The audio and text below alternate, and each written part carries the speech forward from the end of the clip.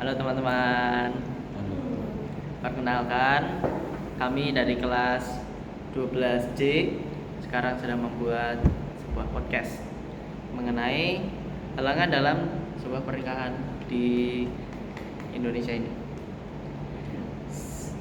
Perkenalkan dulu, saya Kathleen dari 12C absen 2. Saya Rafael dari 12C absen 28. Dan saya Richard dari kelas 12C absen 12. Sekarang pertama-tama kita akan membahas tentang pernikahan di bawah umur. Nah, pernikahan di bawah umur ini kan bahasanya ketika dua orang nikah di bawah umur karena mereka nggak sengaja, bahasanya gimana ya, bikin anak ya, nggak sengaja kebablasan bikin anak karena belum bisa bertanggung jawab, terus pada akhirnya bingung mau ngapain, terus pada akhirnya terpaksa nikah di bawah umur. Tapi kan juga bisa selain karena hamil mendadak apa hamil gara-gara coba-coba kan hamil, tapi itu bisa juga nikah di bawah umur tuh gara-gara dijodohin sama orang tuanya. Jadi Dijodohin dipaksa sama buat orang tua. itu akhirnya nikah di bawah umur. Apalagi kalau pas di luar negeri kan juga banyak. Contohnya di Indonesia enggak sih? Di Indonesia kurang. Nah, tanggapan kalian itu, menurut kalian bagus kayak nikah di bawah umur itu? Enggak, karena di bawah umur tuh kayak apa ya, mentalnya belum siap gitu loh buat pernikahan. Jadi Masih kayak sekolah juga kan? iya. Masih sekolah. Tapi kan kalau misalnya coba-coba terus kayak misalnya ya terus kebablasan mereka, terus masa nggak nerima tanggung jawab? Kalau itu terpaksa sih, itu akhirnya pun mau nggak mau harus dilakuin, kalau nggak masa ya kan Iya. aborsi. Iya sih. Nah, ini kan ada nih sebuah kasus, yaitu dari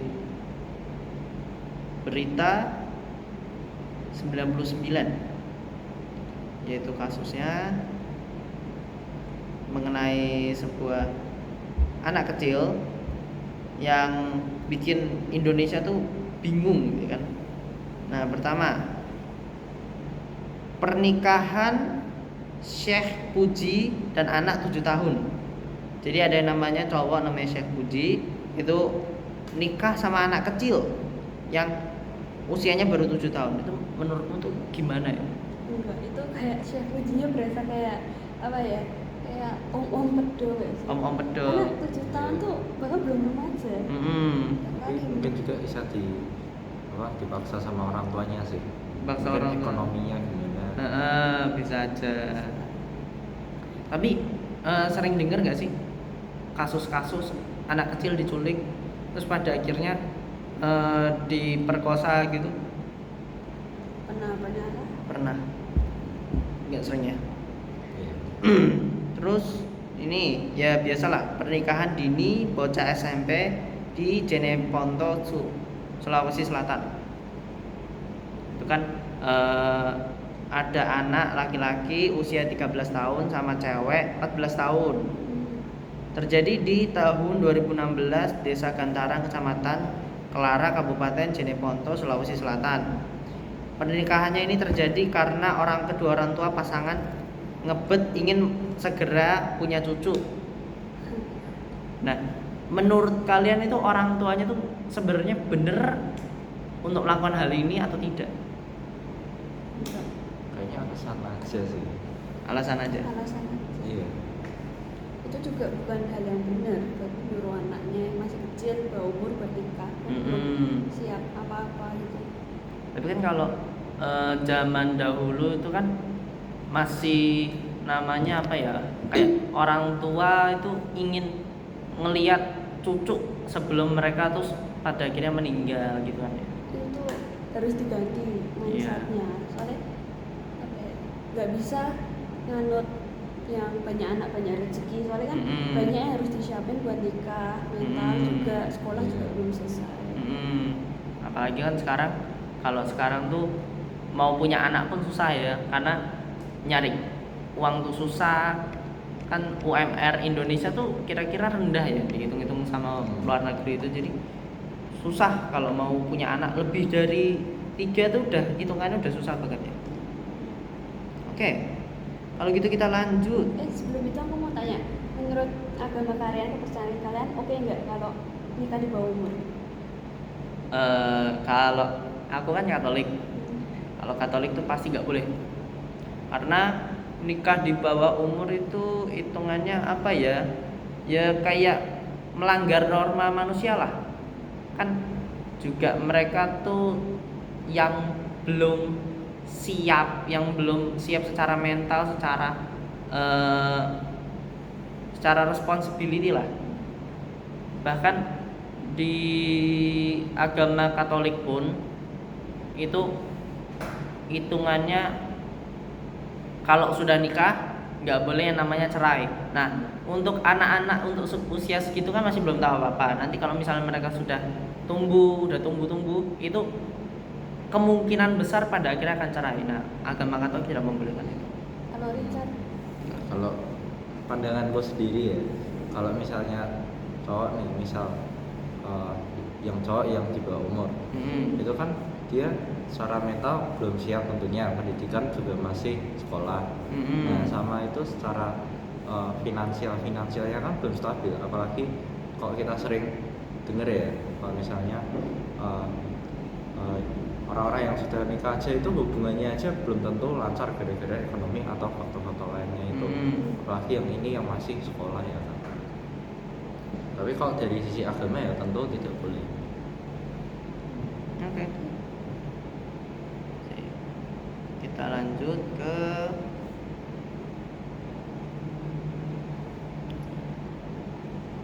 ke selanjutnya.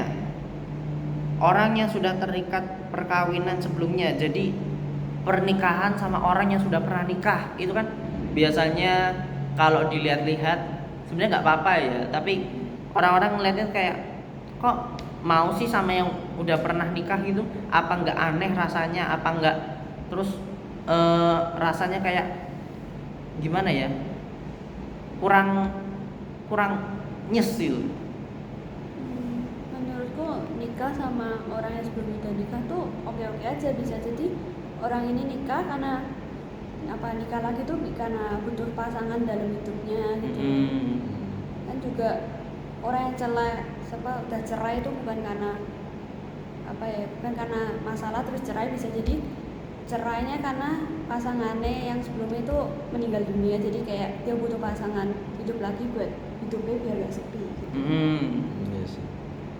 Tapi kalau gini wes, misalnya orang sudah nikah, terus tapi kan biasanya orang yang sudah nikah tuh kemungkinan besar kayak punya masalah lah dalam pernikahan mereka. Nah, kalau misalnya nikah lagi, apakah ada kemungkinan masalah itu bisa terjadi lagi?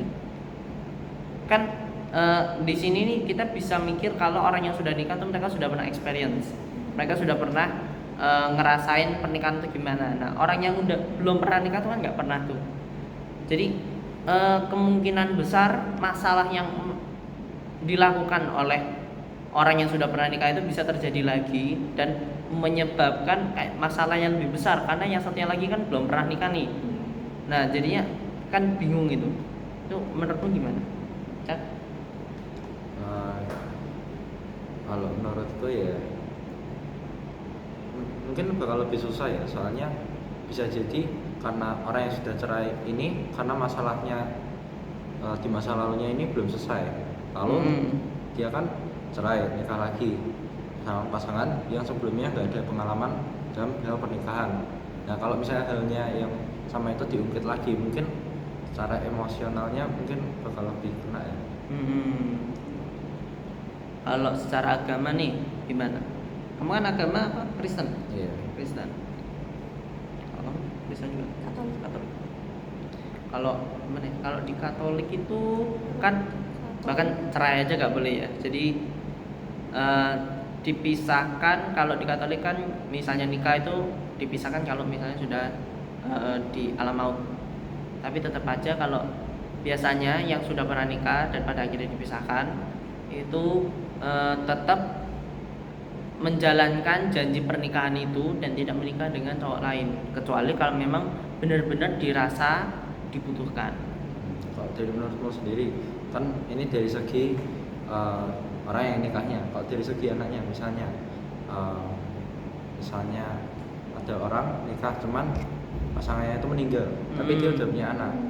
Nah, anaknya misalnya nggak punya figur ayah atau ibunya ini. Nah, makanya dia nikah lagi. Menurutmu gimana?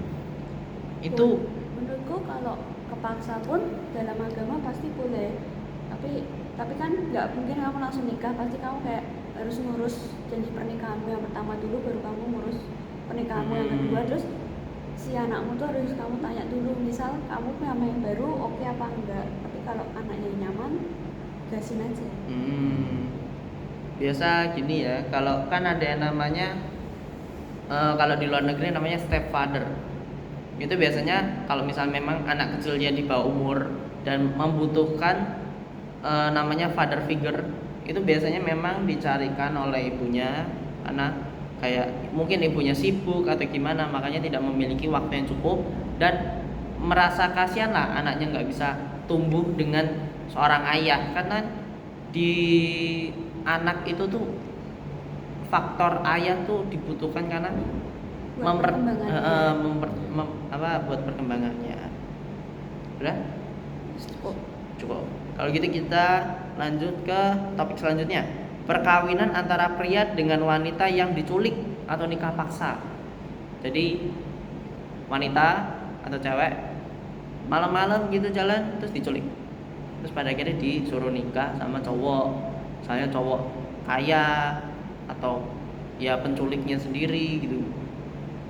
Pasti kan ya nggak boleh ya, pasti Nggak boleh lah, itu soalnya bukan atas dasar cinta gitu, karena paksaan.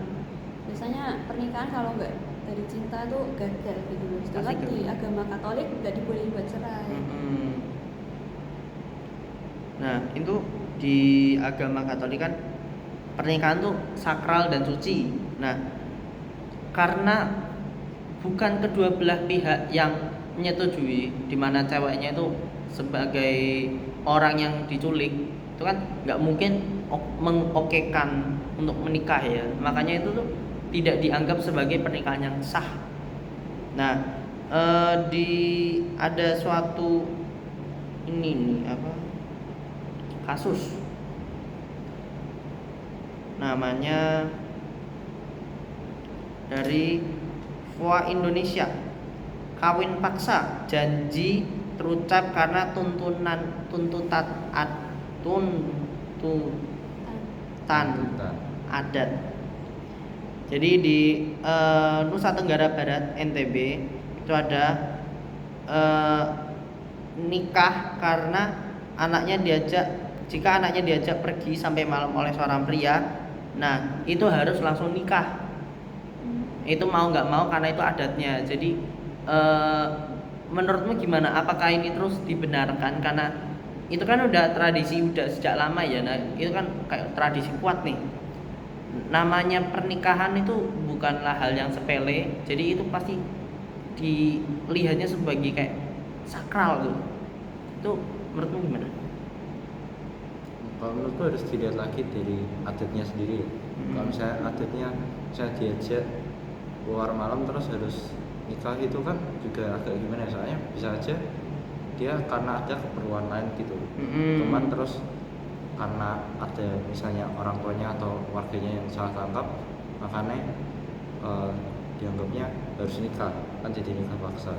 Mungkin adatnya mungkin nggak diganti, cuman dengan pemikiran yang zaman sekarang mungkin kayak bisa diubah sedikit tentang pemahamannya, bukan mindset yang kalau ceweknya pergi sama teman laki sampai malam harus nikah, enggak, tapi mindsetnya itu kayak harus diganti.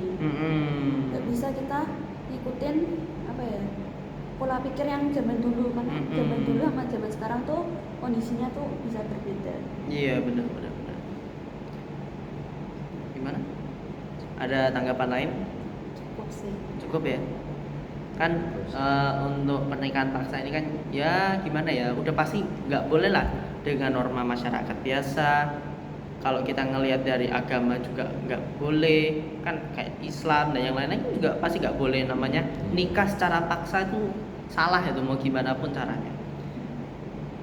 Jadi secara simple, mau adat mau gimana pun, yang namanya nikah secara paksa itu pertama tidak sah, kedua itu nggak etis gitu ya, karena tidak ada yang namanya hubungan saling mengenal terlebih dahulu. Ya, kita lanjut ke perkawinan yang dilakukan antar mereka yang punya hubungan darah. Ini sering-seringnya di luar negeri ya, terutama di Amerika. Itu banyak orang yang nggak sebanyak itu, tapi lumayan banyak yang nikah dengan hubungan darah sendiri, kayak misalnya saudara, masih bahasanya hubungan darah dekat. Nah itu menurutmu gimana, Richard? Menurutku gimana ya, kalau dari misalnya kita lihat dari resiko kesehatannya aja lah. Resiko kesehatannya itu kan sendiri punya gimana ya, punya bisa menimbulkan anak yang dilahirkannya itu kan cacat ya. Sama tentu menikah dengan orang yang punya hubungan darah yang sama itu tidak sesuai agama gitu ya, sudah pasti. Ya aku kayak dulu tuh aku pernah lihat yang anak nikah sama bapak itu, aku langsung kayak emang iya ini nikah. Soalnya menurutku tuh misal ada anak sama papahnya nikah tuh kayak nggak logis gitu loh kan. Dia tuh ayahnya, harusnya ayah papa tuh sebagai role model lakinya, bukan sebagai orang yang dicintainya gitu loh. Ya, mungkin juga karena faktor tertentu ya, bisa jadi. Kan ada gimana ya, kalau aku kan misal aku di keluarga Cina ya, jadi kita yang namanya kedudukan di keluarga itu sangatlah penting. Kita melihat siapa yang biasanya lebih tua. Nah kalau misalnya nikah hubungan darah ini kan jadi aneh ya, kalau misalnya terus anaknya itu adalah saudaramu tapi juga sebagai anakmu, itu kan aneh ya. Kalau misalnya nikah papa anak, terus anaknya gimana, masuknya di kategori mana ini ya, nggak jelas gitu. Nggak jelas. Jadi itu keluarganya kan jadi ruwet, jadi bingung kalau mau ngomong, oh ini om saya, tapi ternyata om saya itu saudara saya sendiri kan aneh ya. Gap umurnya kan juga mirip kan. Iya. Gap umurnya nggak beda jauh. Terus kalau dari agama gimana menurut kalian? Ini kalau agama pasti nggak boleh ya, pasti nggak boleh. Ya pertama kita balik lagi, nikah di bawah umur nggak boleh. Nikah paksa juga nggak boleh. Nikah paksa juga nggak boleh. Terus kalau misalnya nikah di hubungan darah ini juga pasti nggak boleh juga ini, karena ya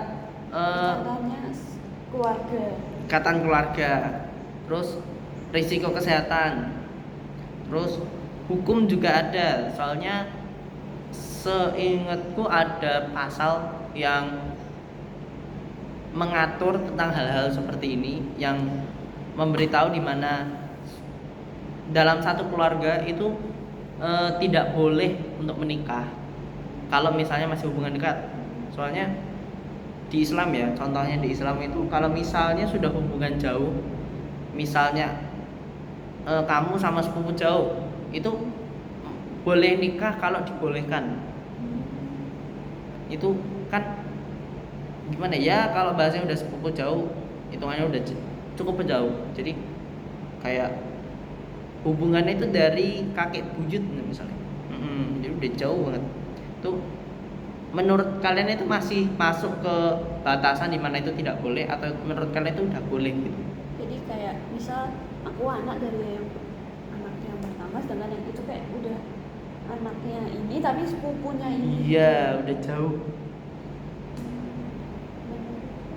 Ya jangan juga nggak sih, kan masih ada garis keluarganya gitu, jadi kayak mending jangan aja. Mending jangan. Harusnya Ya sama sih. sama. Iya. Oke. Kalau gitu menyimpulkan nih apa?